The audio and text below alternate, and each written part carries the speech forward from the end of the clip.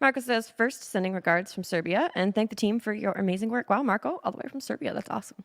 I would like to introduce you to Cerebrus, my Carpinus batulosus dig from a mountain in spring of 2021. The tree responded well and grew a lot, so in the second part of summer, I trimmed the tree to remove branches that are unnecessary.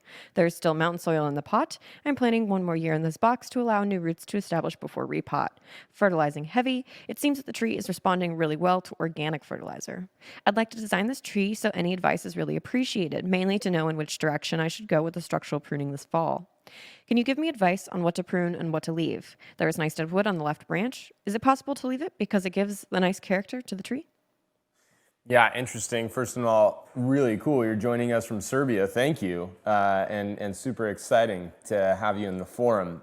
Second, stunning Carpinus. Obviously, we talk a lot about Carpinus and its merits as a bonsai subject. Collected Carpinus, when you see these things coming out of the Czech and Slovenia,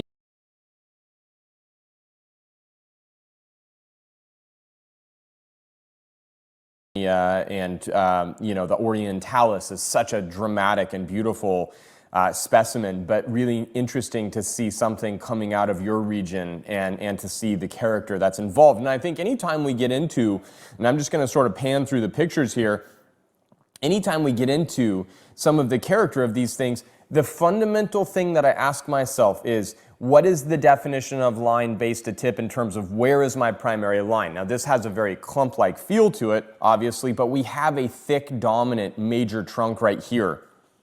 That seems to me to kind of be the focal point. And the challenge of this piece is the fact that we have deadwood on this piece up in the upper portion of this trunk, but more than that, that the main line of this piece moves in this direction. Now, I'm not necessarily saying that this is our definitive front, but it does seem to be the front that allows us to take advantage of and pull on the very best baseline and features.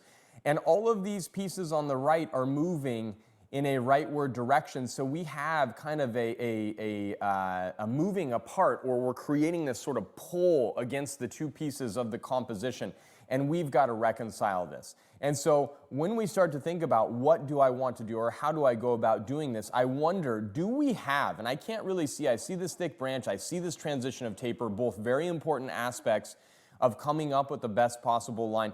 Do we have anything, any branching or anything coming off of these pieces that could move back in this direction? Because the way that I see this is maybe we start to tilt this tree a little bit more to the right. We have some verticality here. Okay, so if we tilt the tree a little bit more to the right and we start to look at potentially an angle that has something like this, we don't want to make this piece dead straight. We want to keep this off of perpendicular to the new container. So I like the angle that we're proposing here. Kind of nailed it on the first try. It's a little bit tough to sketch on this pad, right? So we have that. But how do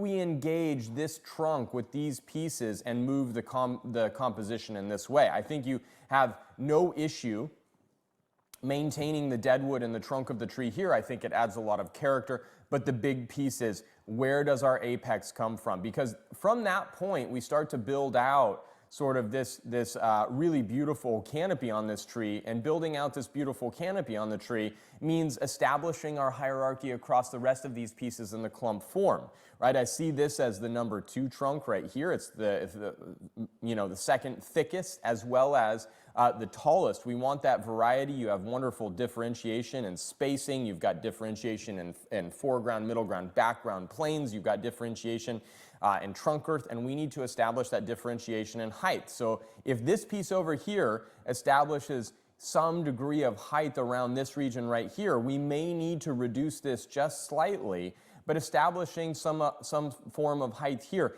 And that is going to feed the reduction of height here. And I like this little junction as a really good utilization of primary and then the height here. This is perfect, right? To have that hierarchical step down as we move from left to right across the tree. And I think eventually, as we start to really build this out, we kind of have this billowy roll through these different pieces as we enhance this ramification. I think we probably have some pieces in the back here through this space. We have some wonderful branch lines, etc. But your primary goal, obviously the repotting process, how do you get the primary trunk on the left engaged with the 3 trunks on the right so that the composition has a consistency? That's your first step. All right, up next is Paul K.